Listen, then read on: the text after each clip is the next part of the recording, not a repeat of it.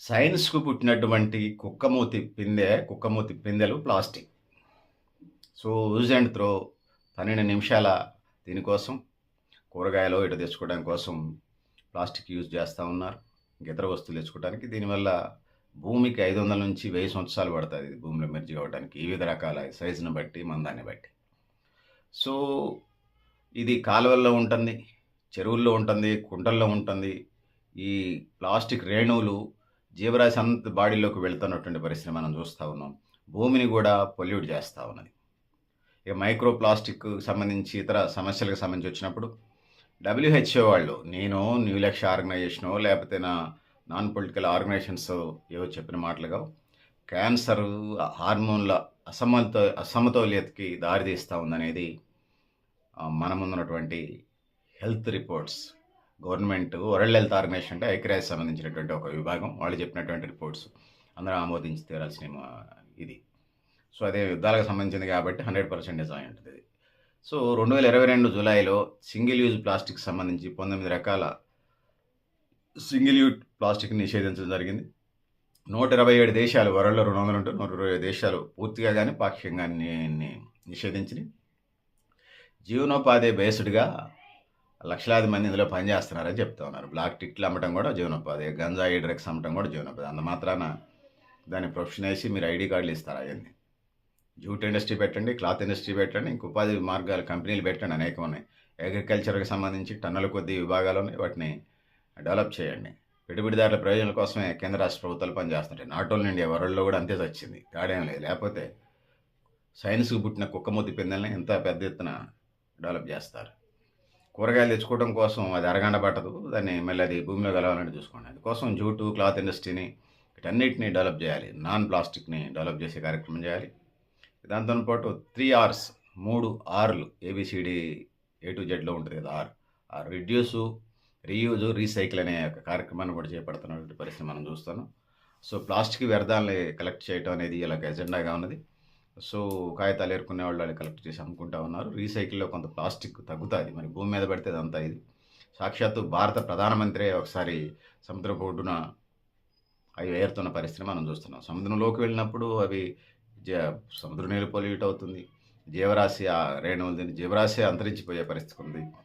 So, plastic కవర్లు కూరగాయల్లో కలిపి వచ్చినప్పుడు అవి ఆవులు, గేదెలు అవి తింటున్నాయి, జంతువులు తింటున్నాయి.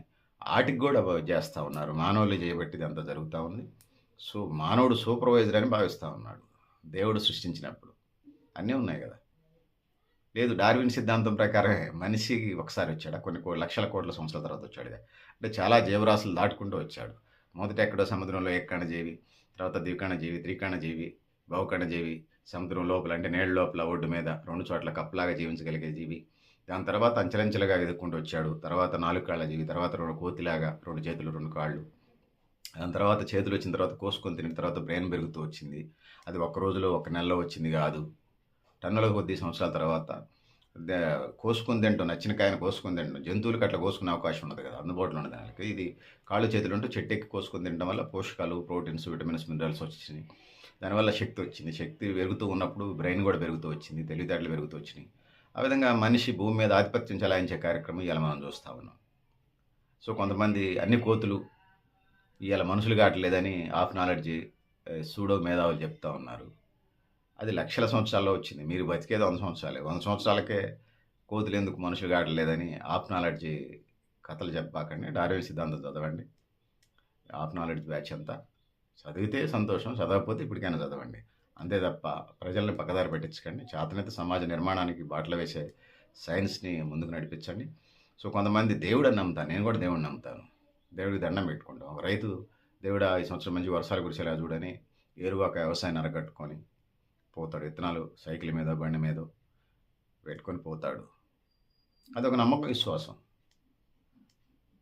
సో, నమ్మక విశ్వాసాలు సంబంధించి ఎవరో వ్యక్తిగతం. కానీ ప్లాస్టిక్‌కి సంబంధించి సైన్సే దేవుడు అనేవాళ్ళు ఉన్నారు. ఆ మూఢభక్తుల నుంచే ఈ సైన్స్‌కు పుట్టినటువంటి కుక్కమూతి పిందెల్లో ఇది ఒక నెలలు నిండిన పుట్టినటువంటి బిడ్డ ప్లాస్టిక్. అట్లే అణ్వాయుధాలు, అణుయుద్ధాలు, యురేనియం ఇట్లా సైన్స్ పేరుతోని విధ్వంసం. అంతకుముందు రాజులతో జరిగినప్పుడు యుద్ధాలు 5 మంది, 10 మంది యుద్ధాలు జరుగుతుంటే కోడిపందాలు పెట్టేవాళ్ళు. ఏ కోడి గెలిస్తే వాళ్ళే రాజు. మనుషుల మనుషులకు సంబంధించి అసలే తక్కువ. మాతా శిశు మరణాలు డెలివరీ టైంలో వస్తున్న క్రమంలో పెద్దలు ఆలోచించి పెట్టారు కోడిపందాలు అనేది. ఇలా అది సంక్రాంతి పండుగ వస్తేనే అది కోడిపందాలు జోదంలాగా తయారైపోయింది. అదొక భాగం. మళ్ళీ చర్చించుదాం సందర్భం వచ్చినప్పుడు కోడిపందాల సంబంధించి. అందుకోసం సైన్స్ అనేది ఈ అభివృద్ధి సంక్షేమం. సైన్స్‌ని గౌరవిస్తాం గానీ అదొక స్థాయి మట్టుకే. కానీ అదే సర్వంతర్యామి అంటే చచ్చిన ఒప్పుకోం. ఎందుకంటే సైన్స్ చేసినటువంటి ప్రకృతి మీద, ఈ సమాజం మీద, పర్యావరణం మీద, అసలు ఈ వ్యవస్థలన్నిటి మీద సైన్స్ అభివృద్ధికి బాటలేసినా గూడా ఎడ్డెంటైల్‌లాగా నష్టాలు గూడా చేసింది. ఆ విధంగా ఉన్నదని తెలియజేసుకుంటూ, పెద్దలారా, మిత్రులారా మీరు కూడా మీ అభిప్రాయాలను కామెంట్ బాక్స్‌లో రాయడని తెలియజేస్తూ, నేను గరిడేపల్లి సత్యనారాయణ, న్యూ లక్ష్య ఆర్గనైజేషన్. Thank you. ఉండాలి పెద్దలారా, మిత్రులారా.